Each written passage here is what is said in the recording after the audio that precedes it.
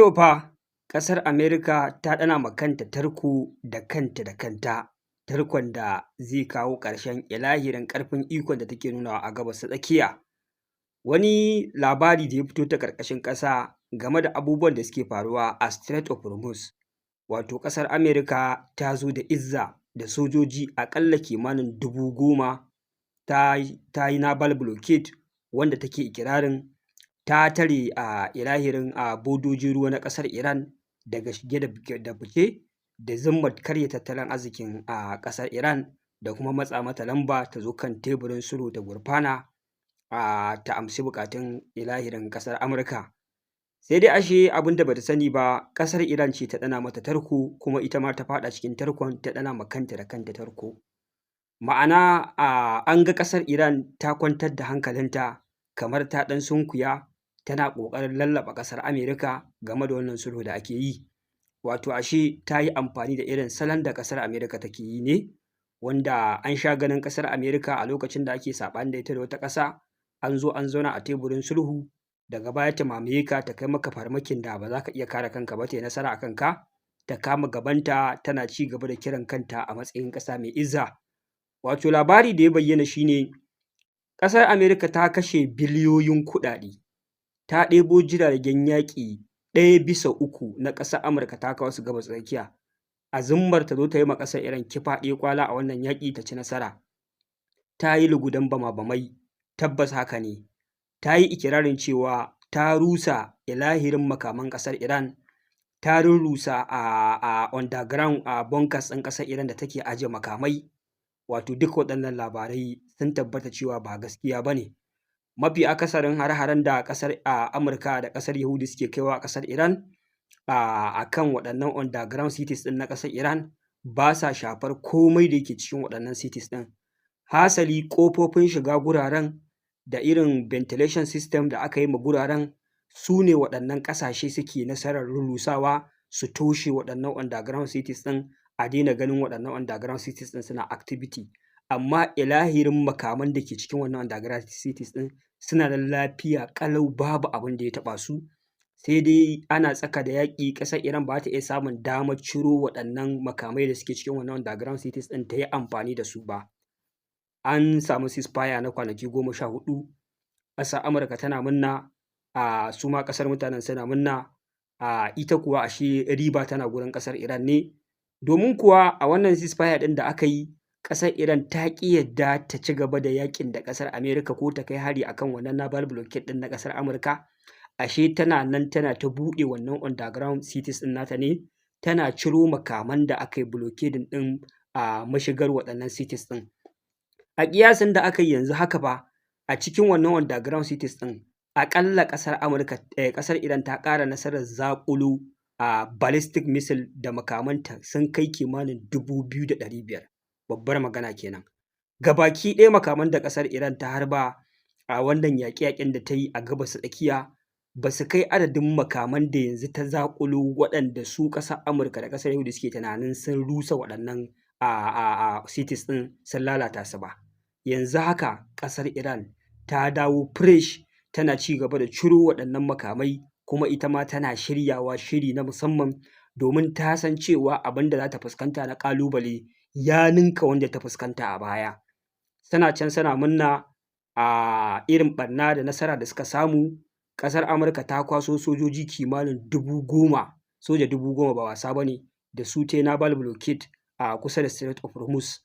Ita kuma ƙasar Iran tana nan ta kwatan da kai, ba ta yi attacking ba, ba ta yi wani abu ba. Mutane suna ta tunani da waswasin me yake faruwa, ko dai ƙasar Iran ta yi laushi ta firgita ne. Ba haka ba ne, ashe kamar yadda suna can suna ƙulla makirce-makirce, su ma suna gyara base ɗinsu da Iran ta lalata a Gabas ta Tsakiya, suna ƙara jibgo makamai suna kai ma ƙasar Yahudu, su ma suna tara ma kansu. Ita ma fa ƙasar Iran ashe irin wannan gagarumin shiri take yi, wanda ya tabbata cewa a yanzu haka tana gab da farfaɗo da duka ilahirin waɗannan ɓarnace-ɓarnace da suke ikirarin sun yi mata a waɗannan underground cities ɗin nata da suke ikirari.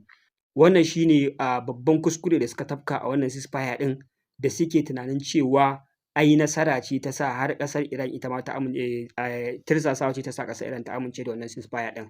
Ashe ita ma calculation ta yi, na ita ma bari ta yi amfani da wannan damar kamar yadda suke ha'intar mutane a lokacin sulhu, to ita ma yanzu ƙoƙari take ta rage ɗan ƙarfinta, ta yi shiri na musamman domin tunkarar su. Ta san ko da suwa take yaƙi, ta san mutane ne marasa alƙawari, marasa amana, a kowane irin lokaci za su iya zambatan ka su ci amanar ka.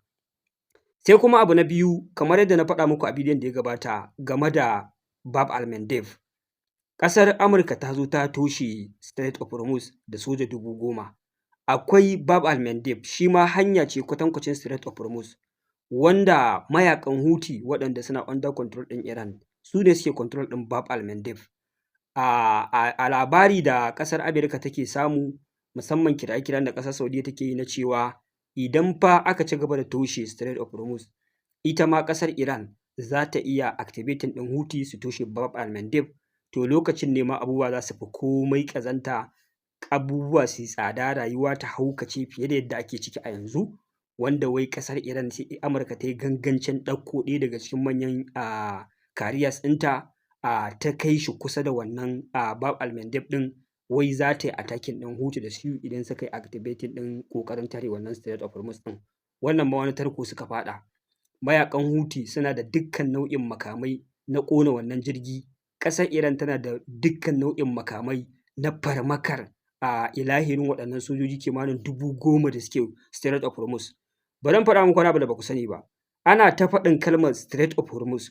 Hormuz ɗin wani tsibiri ne a cikin tsibirai guda 7 da suke yankin wannan hanyar ruwan. Duka waɗannan tsibirai mallakin ƙasar Iran ne. Iran tana da sojoji a cikinsu. Daga kowane tsibiri guda 7 ɗin nan, ƙasar Iran za ta iya launching ɗin attack wa wannan blockade ɗin na ƙasar Amurka. Wanda yanzu haka maganan da ake yi kamar a ce ka zo ka shiga tarkon da za a iya maka ambush ne. Kun san yadda ake ambush in ana yaƙi? Za ka iya zuwa za ka wuce ta tsakiyar duwatsu ko wani ɗan kwari, mutane su laɓe a sama su fara maka ruwan wuta kafin ka ankara kama ko ja da baya ka shirya ka yi launching ɗin attack, ina labari ya lalace.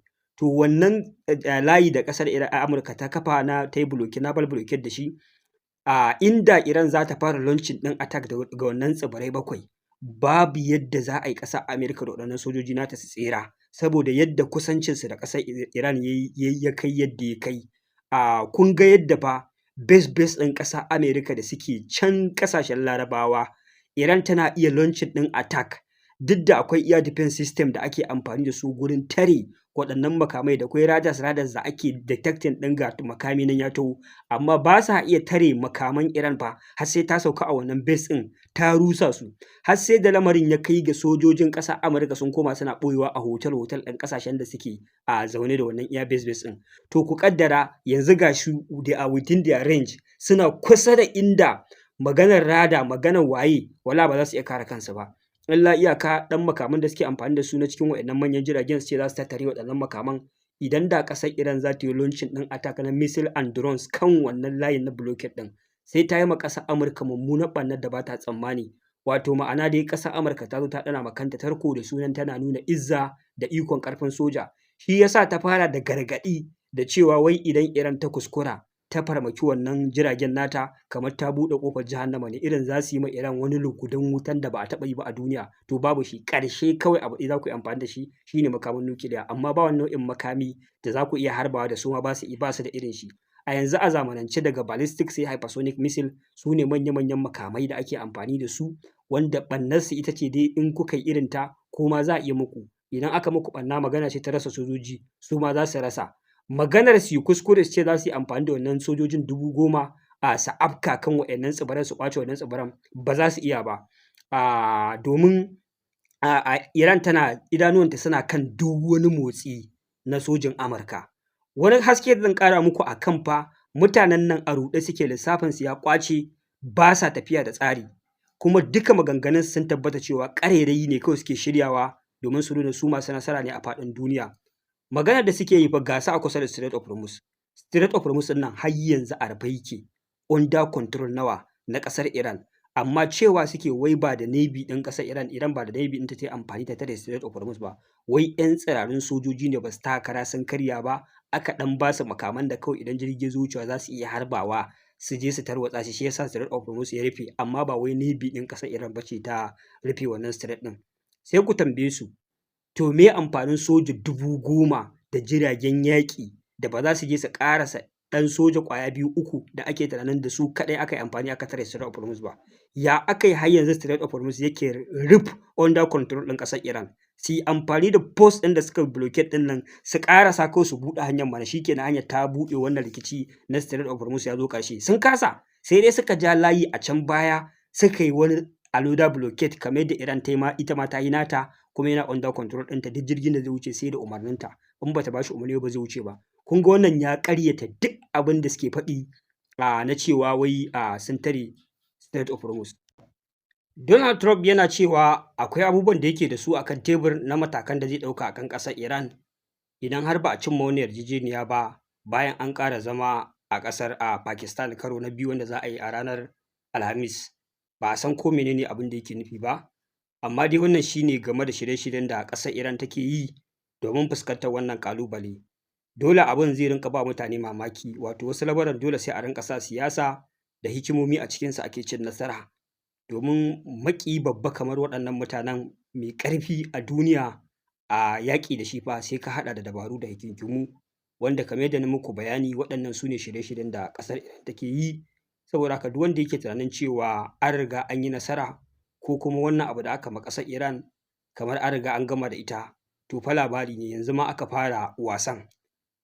Kun ga irin ƙarfin missiles na ƙasar Iran, kun ga yadda take harba cluster munitions, wanda ko da sun harba irin waɗannan makaman nasu irin su Khorramshahr, irin su Sajil, wanda za ka ga sun harba makami ya tarwatse ya zama kusan wahid kusan guda 80 ko 70 ko ƙasa da haka, air defense system ma ya rasa wanne zai tare.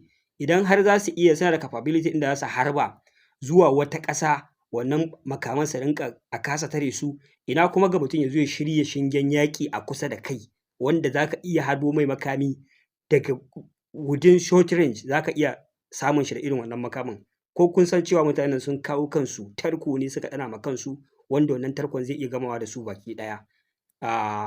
Wannan shine halin da ake ciki. Ƙasar Amurka mafi girman dalilin da ya sa ba ta so wannan yaƙi ya ƙare har sai an yi declaring ɗinta a matsayin winner, da ita ma ƙasar Yahudu, shine abubuwan da al'ummar ƙasarsu suke jira su zo su musu bayani bayan wannan yaƙi ya ƙare. Ƙasar Yahudu dai an riga an san yadda ta ɗanɗana kuɗarta hannun ƙasar Iran, yadda ƙasar Iran ta rinƙa amfani da waɗannan makamai masu cluster munition wanda kansa yake tarwatsewa. An ga irin azabar da ta musu, an ga yadda ɗan ƙasar ya fito ya ce sai an kwashe shekaru kafin a iya gyara wannan ɓarnar da ƙasar Iran ta yi. Dole shi wannan Prime Minister ya zo ya ma al'ummar ƙasar bayani dalla-dalla game da dalilin shi na ingiza ƙasar ta faɗa wannan yaƙi. Ga kuma dama akwai charges akan shi na corruption kala-kala da ake jiran shi ya zo ya bayani bayan an kammala wannan yaƙi. Haka shi ma shugaban ƙasar Amurka dole sai ya zo ya ma ƙasar Amurka bayani na janyo ɗimbin asara a Gabas ta Tsakiya. Babu wani base na ƙasar Amurka da yake ƙasashen Larabawa da bai ɗanɗana kuɗin shi hannun ƙasar Iran ba. Ga sojoji da suka mutu, kuma sai ya zo ya yi bayani wace nasara ya samu a cikin wannan yaƙi, shin abubuwan da yake so ya cimmawa na raunata ƙasar Iran daga dakatar da ita daga mallakar makamin nukiliya ya cimma hakan ko bai cimma haka ba, da dai abubuwa da dama da ya ƙarya cewa dalilin su ne faɗa wannan yaƙi, sai ya zo ya yi bayani. Shi yasa suka kafe suka tsaya tsayin daka. Sai kuma wani abu da ya faru wanda ya ban dariya, na cewa to mutanen nan idan suka raina ka shiga uku ka lalace.